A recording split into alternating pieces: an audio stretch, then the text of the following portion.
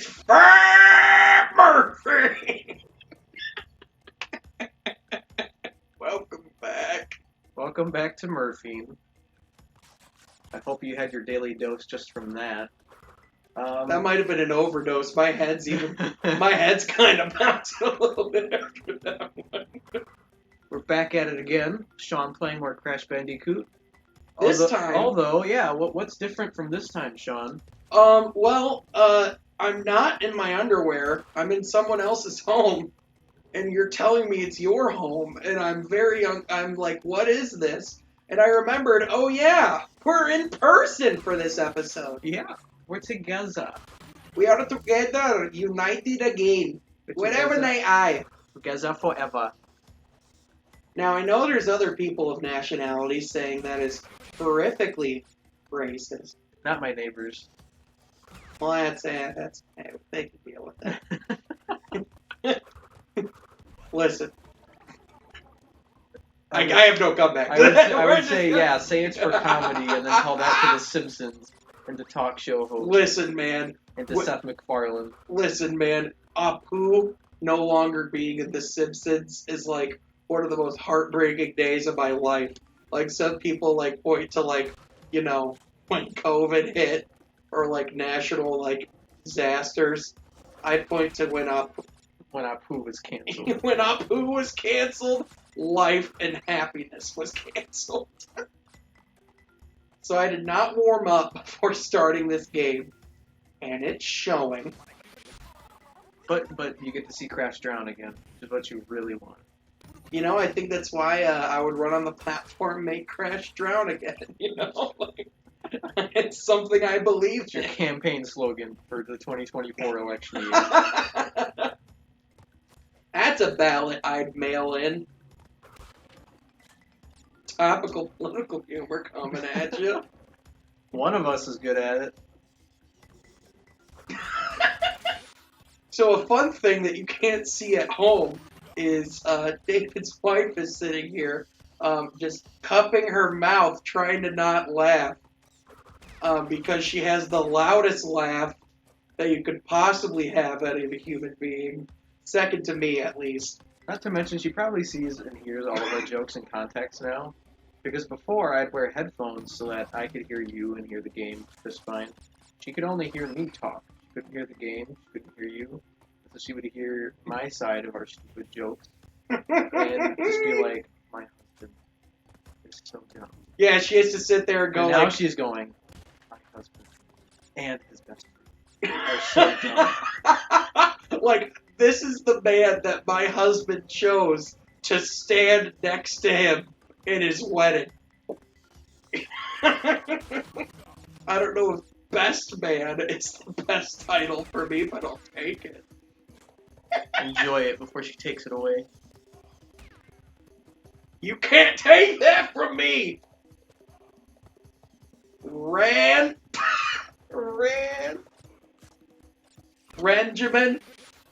Benjamin Button?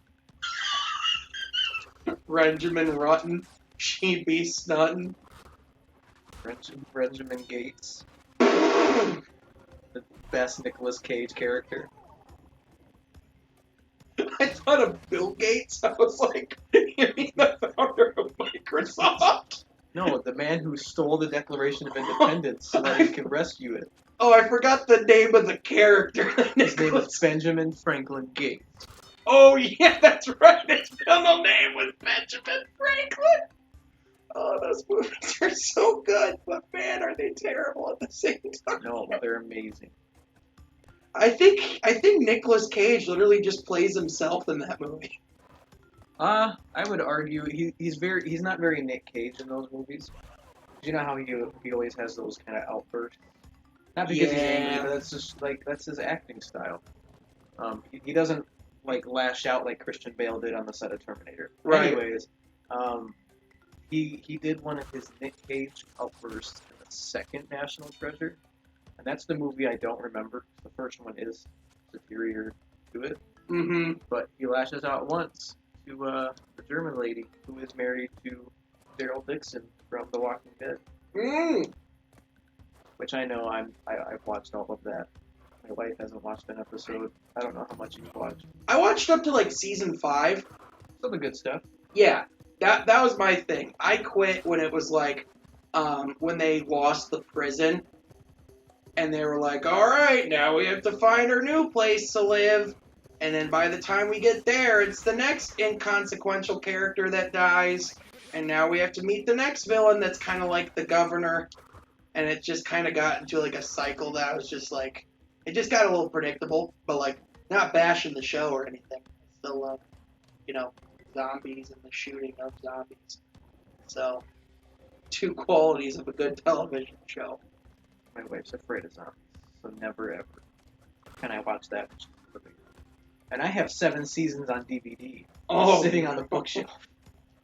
So wait, how do you play like The Last of Us or anything? Oh, she could watch that. I don't know why she can't separate the two. I guess because The Walking Dead is much more gory, and it's more realistic. It's not computer animated people, even though it's computer animated graphics or special effects that are doing everything. Right. Oh yeah, that's right. She watched me like suck at it for like 2 hours one She time. watched you suck at playing The Last of Us for an hour and a half, and she watched me play all of The Last of Us Part 2. You played part 2? We haven't talked about that. What did you think of it? I loved it. I agree. We're both on the same page. There was a couple times, my only complaint is sometimes it felt long, like too long. I think at the beginning of, and this is going to be a little spoiler. Yeah, so if you haven't played The Last of Us Part 2, hit the mute button for like a minute.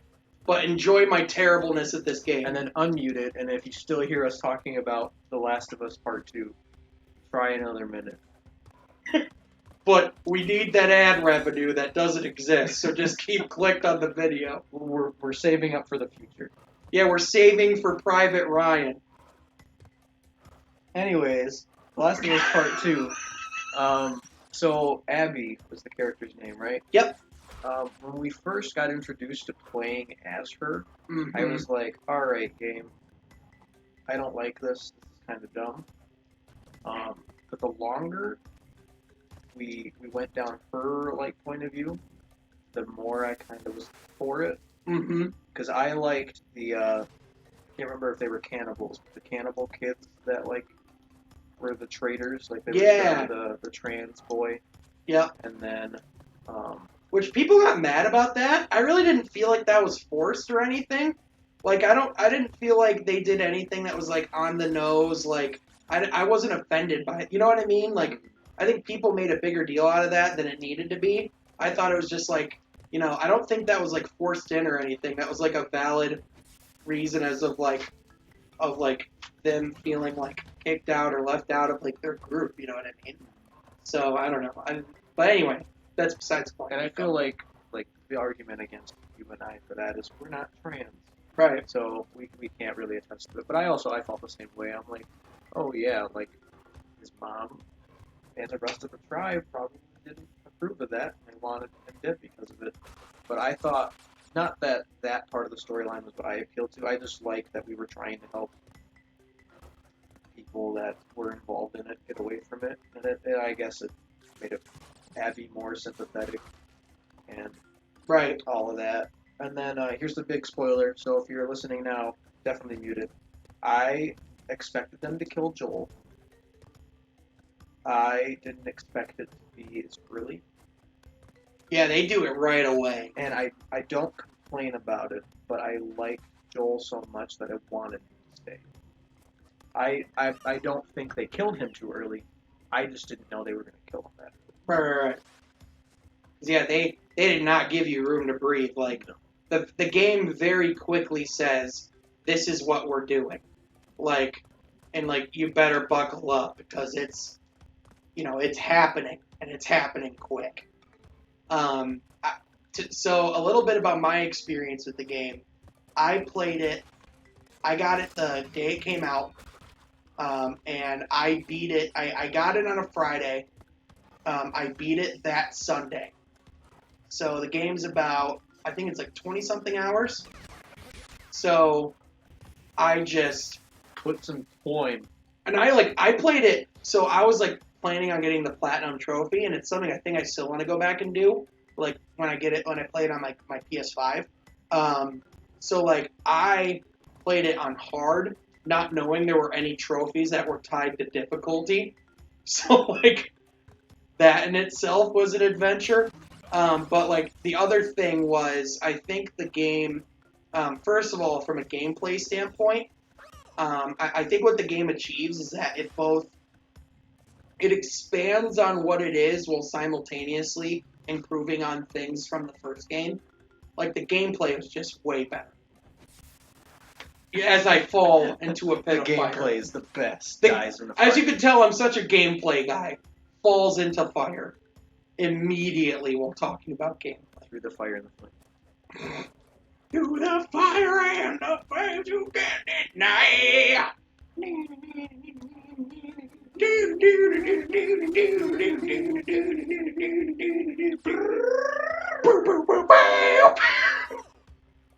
November 9th, 2020, the day music died. Checks his phone to see what the date is. Listen, just because you're not wrong doesn't mean it needs to be said. Live on the internet. Not live, but on the internet. I'm just losing all functionality. Game over. Feels good to get to experience that in person together. There's no lag either. Yeah. Because playing in person, now we don't have a lag in our audio, but also when we say something stupid, we can't hide our reaction from each other, because now I can look at you and be like, you're stupid. I mean, granted, I know exactly what that look looks like from afar, but now I just get to know for a fact that it's there, and I don't have to question what your wife is thinking at the same time. So I get that same look coming from that general direction. So it's like, I'm home. And now she's probably feeling better about who she married, now that she hears us both talking. She's like, they're both equally. David's not the dumb one. They're both the dumb one. No, my husband's not being poisoned by Sean. They're each other's disease. They're each other's poison ivy. True. And we're just as smoking hot as Poison Ivy, too. Because, you know, the villain from The Batman. The Batman! I'm still so bummed I couldn't pull out my costume idea for Halloween. COVID Bane.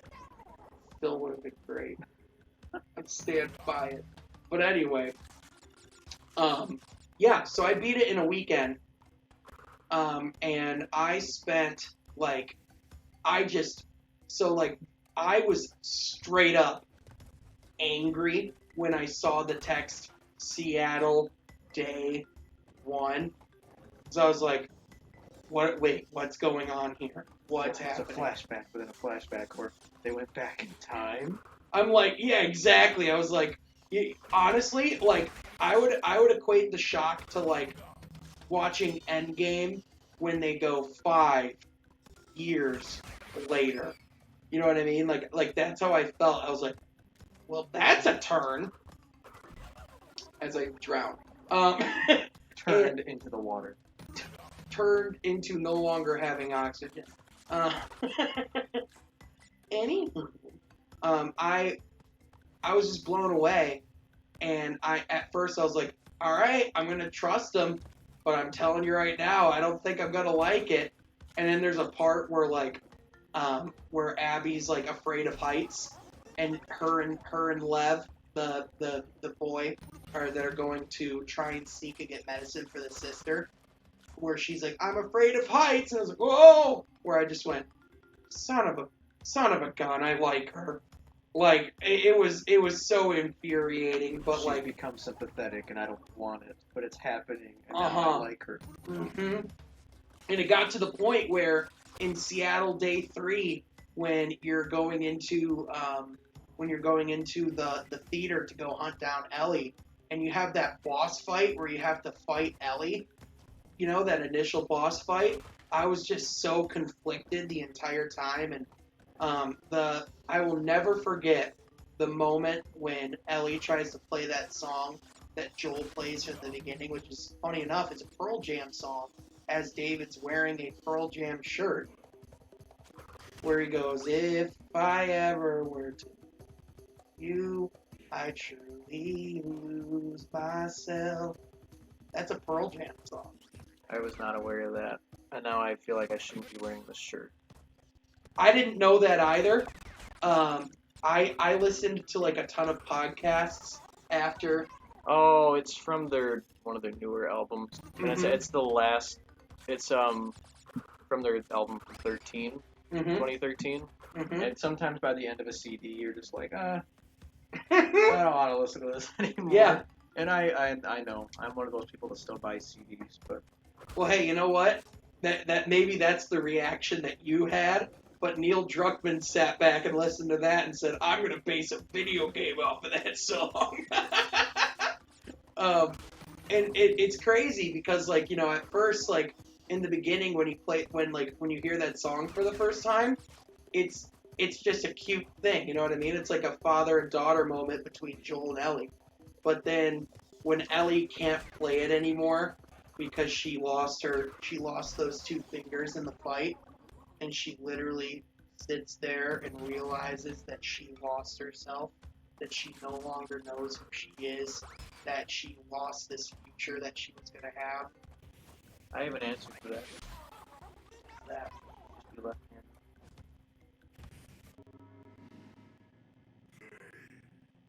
Game over. just be left-handed.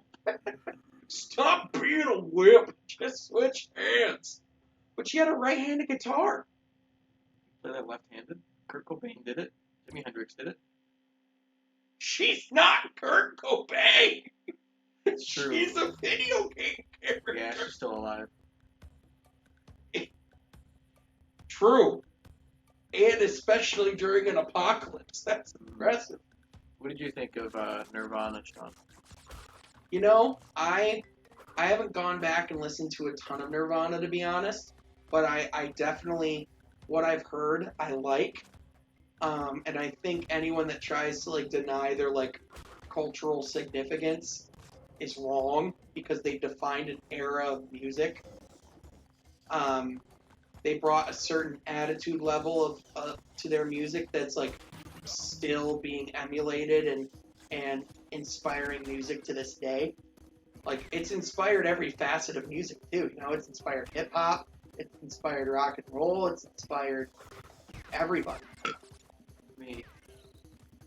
Like you can't find like a girl walk into Starbucks without one of them wearing a Nirvana shirt. Yeah, and they probably only know one song by them. Yeah, Or three. yeah. You know that "Wake Me Up When September Ends" song. I said that on purpose. I want you to know. I know that's Green Day. Anyways. I wanted to see how much that would raise your blood pressure, and the answer was, I want you to be okay and alive. So I'm not going to make that joke again. Because I'm glad you said that you understand the significance of their music, even though you haven't listened probably to all three albums. Front to back kind of thing. Did they really only have 3 albums? They only had 3 albums. Their first album, Bleach, came out in the 80s. Right. And it was okay. And then their second album, Frick. Why am I blanking? Come as You Are, and Smells Like Teen Spirit. Yep. That's the one that everybody recognizes. And then their third one was the most experimental. I would argue was their best one. And then Kurt Cobain passed away. Right. And I'm a big grunge fan. Right. Nirvana's not my favorite at all.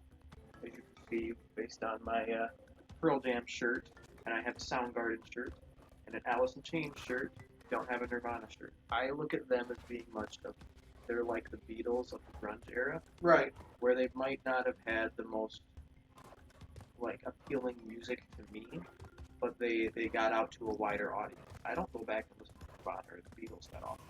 You can't deny how important they were. Right. I think it's almost even like, when you talk about like even metal music, like on the American side of things, like you probably would look at bands like Metallica being like the most influential metal band, but like then there's like the Iron Maidens of the world and things like that. Best one. What? I love them both. Run to the hills. Man, we were talking about right before on camera how I do so many voices, and now I'm sitting here doing all of these voices, and I think about the fact I'm doing a voice every single time I'm doing one. So that's fun. Voiceception. We should make them play a drinking game where, like, every time I do a voice, they have to take a shot. But also, I don't want to pay for someone's liver transplant, so that might not be a good idea. Not to mention that I don't drink. Same! Successful. We'll just do. So I don't know if I've told you this, but for my summer job that I've done through college and all that, my friends, if they're watching, I'm sorry if you're saying this, but I think they all cross the line of being borderline alcoholics.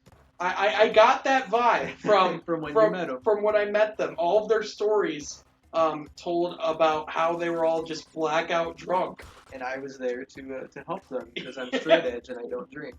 But when I would go to these parties sometimes with them, and they would all get drunk and play drinking games, and I would want to not feel left out.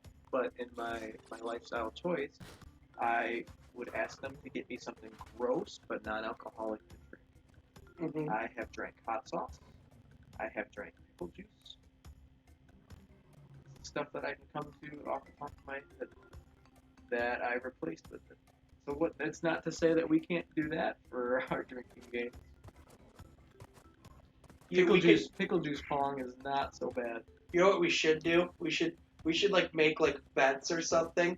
At some point, we should do like a competition series, and like have you ever seen Hot Ones? Mm-hmm. We should get the last dab. Yeah, and just chug it. And then we should just get Sean Evans in here, have two Seans together, and then do Hot Ones while we play it. Yeah, next time I'm at the Council of Sean's, I'll let you know what he says. Because as you know, all Sean's are friends. We talk all the time. Yeah, it's how that same works. With all Davids. Yeah, I could get David Lee Roth and Dave Matthews in here, and we'll work that out. Yeah, David Spade. Yeah, me and Sean Evans and Sean Hannity, and probably just another dude named Sean. Shawn Mendes. Oh yeah. Shawn Michaels. Okay, never mind. Yeah, Shawn Michaels. I was like, oh yeah, Shawn Mendes. Ugh. There's two Shawn Mendes. Mm-hmm. There's the director and the musician. To the point where when somebody was talking about the musician, because I'm not a hip young kid, and this guy thought he was a hip young kid, he said, "Yeah, Shawn Mendes came out with another album," and I'm like, he makes so soon after he came out with Spectre. He directed 2 James Bond movies. Yeah, just like that, like the quirky little like Shawn Mendes kid is also like the director of Spectre and Skyfall. I'm excited for the kids' version, Spectre Gadget.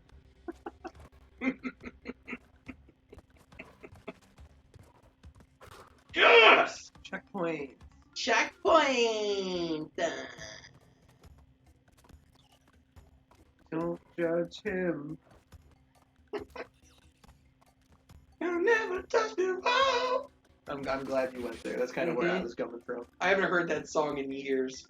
Well, remember, between episodes, we'll play it. Yeah, there Along we go. with the Pearl Jam song I didn't realize was in the last episode. I've never actually listened to the song. Oh yeah, I've never wrapped up my thoughts on that. We'll wrap it up next episode. We're on a different tangent right now. Yeah, we're on a different tab on Google Chrome. Different tab on Google Chrome. Man, as someone that works with old people, you would be astonished as to how many of them just don't know what tabs are and just how they work.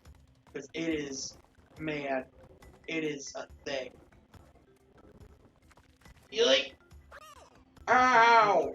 So what platform are you using to search the internet? Safari.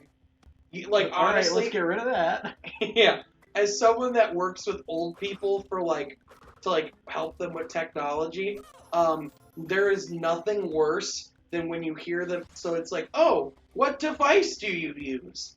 And then they go, I'm on an iPad. That's when you know you're screwed. It is over from there. Because they know that you just know that their grandkids got them an iPad thinking it would be easier for them, but it's like way harder. So like if you ever think, "Oh, I should get my grandma an iPad." You are what's wrong with the world and please don't. Glad you said don't and not die. That too. No, I'm kidding.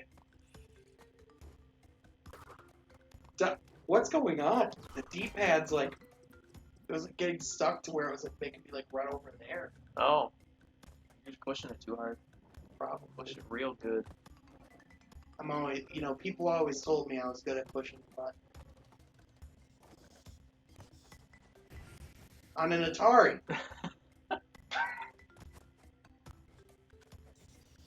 Video game. I'm not sure what you were trying to say. I'll tell you when you're older, son. Because I thought you were saying like pushing buttons, like pushing someone's temper. Sure, we'll go with that. Not anything else. What, you want to resume next time? Yeah, get your anatomy lesson next time on Murphy. I'm a married man.